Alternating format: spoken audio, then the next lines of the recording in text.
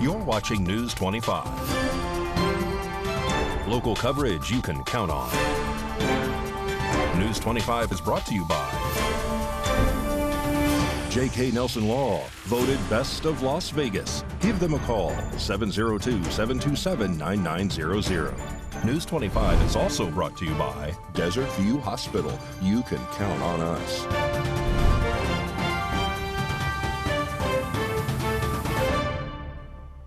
Good evening. Today's Wednesday, August 30th, 2023. I'm Missy Kohler. Welcome to News 25. A two-vehicle crash happened on the roadway this afternoon. News 25 reporter David Preston gives us the details. Jason Ernest of Mount West Lawyers. Don't be bullied by insurance companies. Call me, 775-727-9500. A two-vehicle crash happened at approximately 1:50 this afternoon on Highway 160 and Bell Vista Road.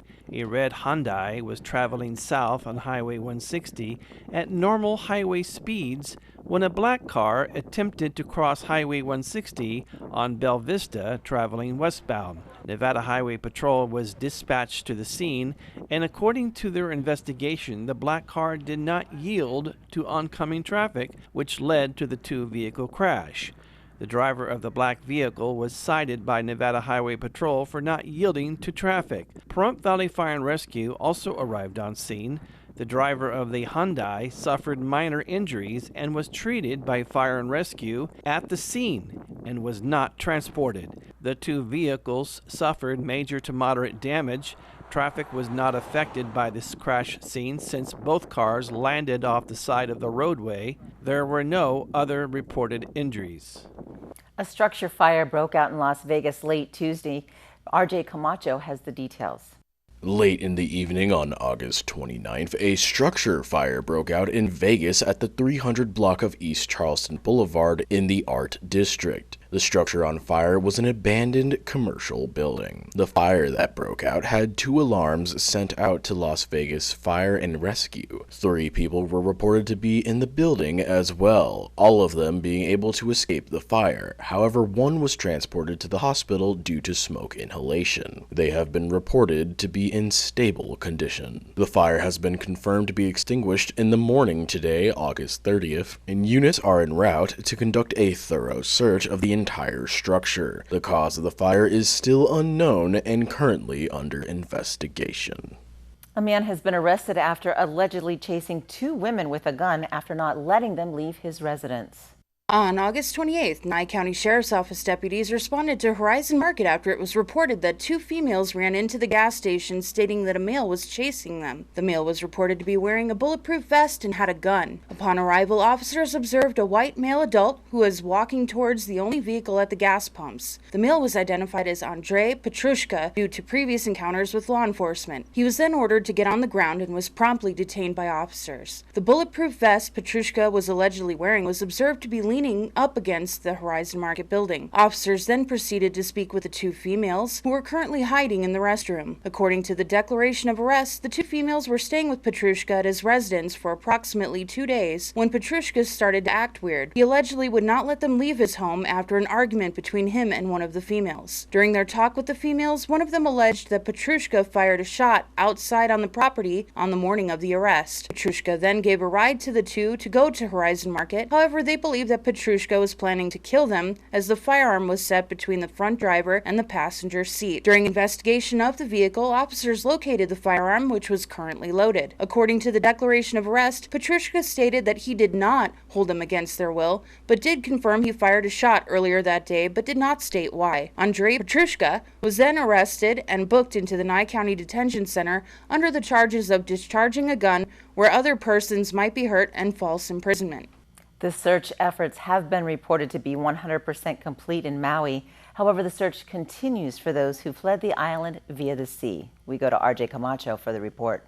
Currently in Maui, it has been reported that the search and rescue teams have completed 100% of their area by Maui Police Chief John Pelletier. However, search efforts continue in the ocean off Lahaina as some fled the fires via the sea. As of right now, the death count stands at 115. However, authorities still state that an unknown number of people are still missing. Officials have suggested that responders have likely recovered recognizable remains and are shifting their efforts on removing hazardous waste and making the area safe for residents so that they can begin returning. Daryl Oliveira, interim administrator for the Maui Emergency Management Agency, stated at a news conference, "We have wrapped up almost completely the search and recovery mission and are moving into the next phase, which would be hazardous waste removal, which is to be conducted by the U.S. Environmental Protection Agency, or the EPA. However, in regards to the search off land, the FBI is currently searching 200 yards out along a 4-mile stretch off the Maui coastline. However, as of now, no human remains have yet to be found. 110 missing persons reports have been filed with Maui police, and 50 of those cases are still actively being worked upon, according to Police Chief John Pelletier. Pelletier also went on to state, "They say my loved one was here, and this may be a data point we can continue. In case there was a chance that something needs to be further looked at, we've got archaeologists, and we're gonna make sure that we can do that, so again, we do this the right way." He also asked the public for trust and patience as they continue to identify the recovered remains while going through the list of those missing. Authorities have already identified and notified the loved ones of those who died, the number being 55. They have also already collected DNA from 120 people to help aid in the identification process. Teams with the EPA have reported that they will search for and remove by hand any hazardous materials. Lahaina was reported to have a large number of lithium-ion solar-powered energy storage batteries, which the agency has stated they will treat as though they are unexploded ordnance. Teams will also remove large pieces of material containing asbestos. However, asbestos contaminating any of the ashes will be addressed in the team's next cleanup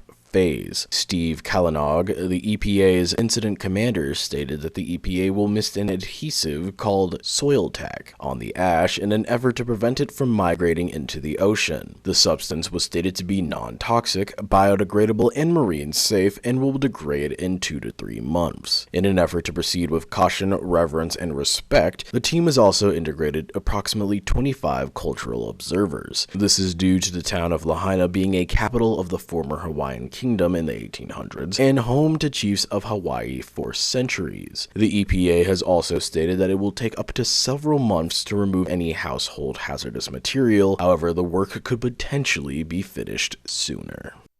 When we come back, we'll tell you about one of the best kept secrets in Pahrump. Stay with us.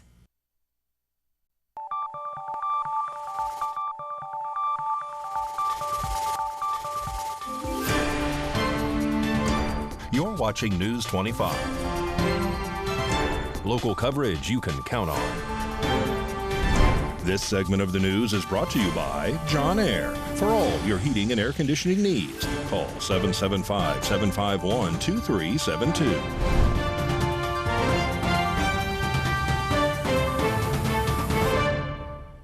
Welcome back. Our town of Pahrump has what some people call a best kept secret. News 25 catches up with the new man in charge to tell us all about it. So the funny story is, I'm very new to this position. I'm really excited about working on this campus and working with Pahrump. So naturally I'm going out and I'm speaking to a lot of folks. And I say, "Hi, I'm Christopher, I'm with Great Basin." And everyone goes, "The water company?" No offense to the water company, but we also have a college here that's not affiliated with a water company, and it's called Great Basin College. I'm hearing very often that it's a best kept secret here in Pahrump, and we're working really hard to try to change that. We've got a lot of great programs that we want to make students and folks in this town aware of. I think when a lot of folks look at a big college with several campuses, they probably think of philosophy and psychology and all these other kind of higher end book degrees. We've got a ton of degrees and a ton of programs that really cater to rural Nevada, that cater to what young folks need today. Things like the trades, welding, manufacturing, contracting, diesel mechanics, CDL driving. These are skills that were forgotten by an entire generation and are now helping the youth in America make a ton more money than the folks who are aging out of them. So I think these are great programs for students to start thinking about. If you want to study something traditional like history, we've got it. But if you want to work with your hands, you want to do something different, we've got that as well. We also have the #1 nursing program in Nevada State with the highest passing rate in the state. So the college itself has about 7,000 students from what I've read in our reports.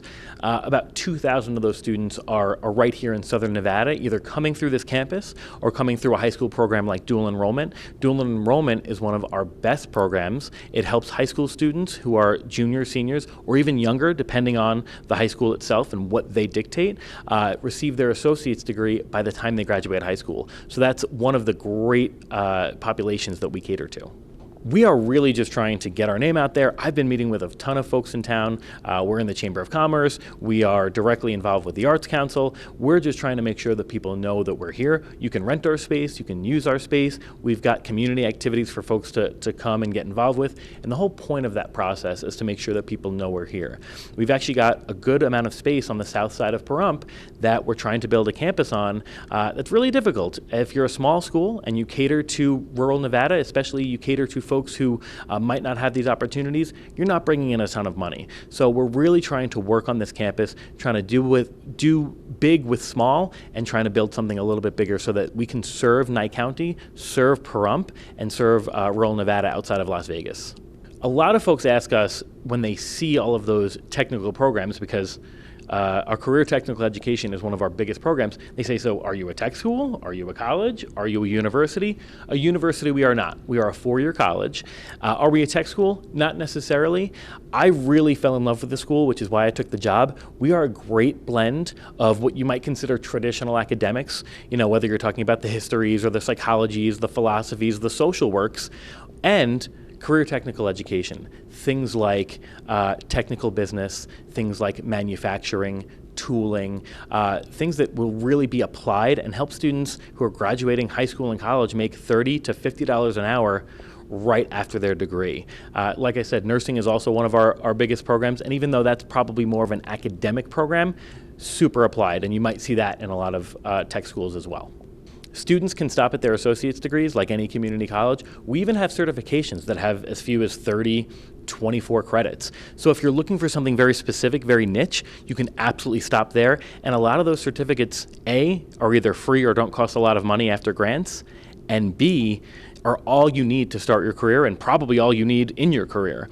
But folks who want to continue on can get their associate's degree, or they can earn their bachelor's degree, which is a 4-year degree. We have a ton of online programs, so you can come to our campus and you can learn, or you can learn from the comfort of your home until you're ready to stop onto campus.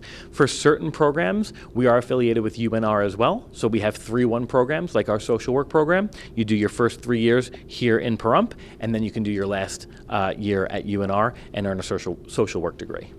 To anyone who wants to learn more about our campus, I would just say, come on by. You don't have to be a student at our campus to join our community. We've got a ton of events that we're planning this fall and this spring.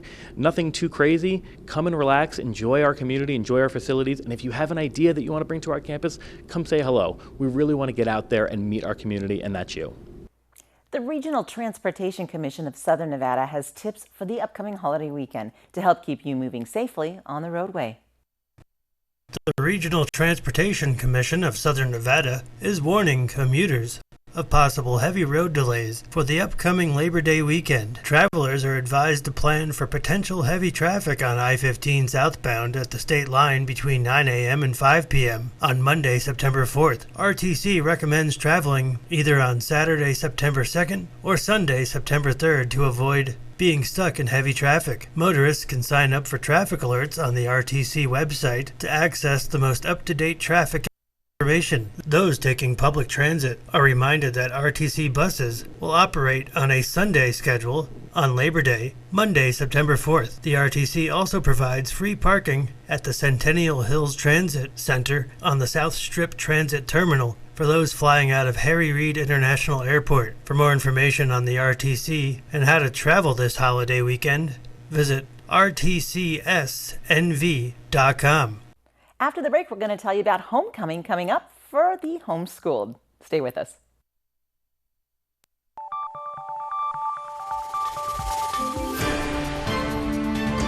You're watching News 25.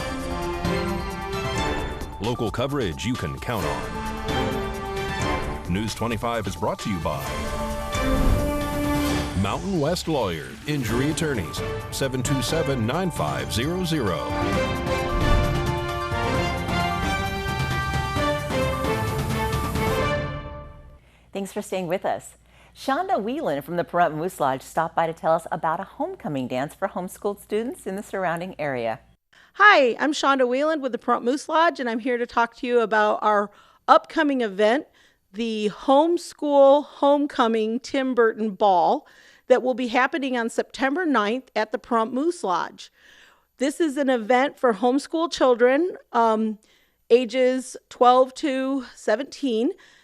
Tickets are available on Eventbrite. Look for the Homeschool Homecoming Tim Burton Ball, and early bird tickets prices end August 31st.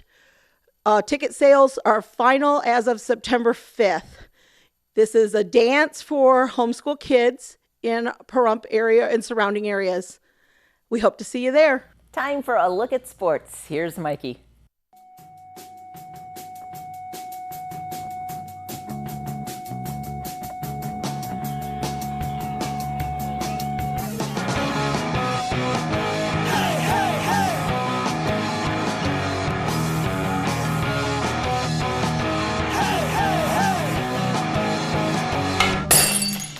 Time now for your News 25 look at sports. The day with the Stanley Cup Tour continued. Shea Theodore brought it to Aldergrove, British Columbia. And Ben Hutton, his teammate, eating Fruit Loops in front of a boat. Las Vegas Aviators, or Reyes de Plata, against the Salt Lake Bees last night. Salt Lake got stung 5-3. Rematch tonight at 7:05.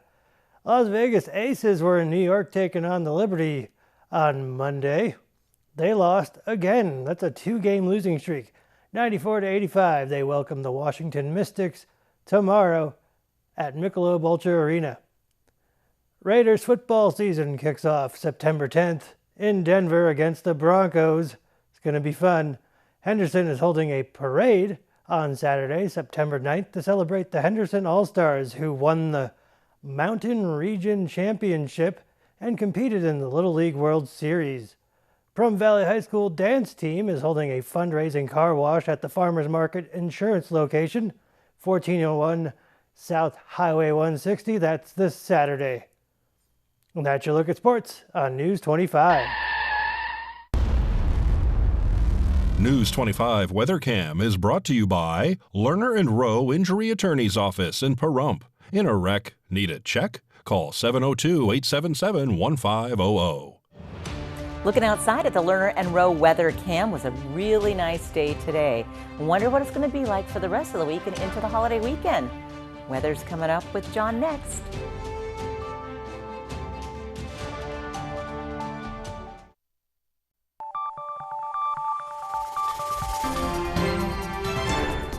News 25 weather is brought to you by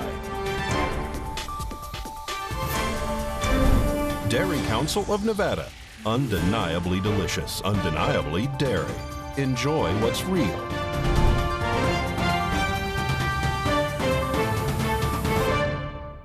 Hi, good evening, Nevada. It's John Kohler from the KPVM Channel 25 Weather Studios, all up and down this here Ace Country Radio Network, and worldwide on the local BTV app, the app that knows your name and wants you to be happy. Fernley's got 88 degrees, 89 out there in Fallon and Carson City, and Tonopah at 88. So we've got a combined cool spot, kind of making a weather sandwich with your creamy center at 89 degrees. We might just call it a tie all the way up north.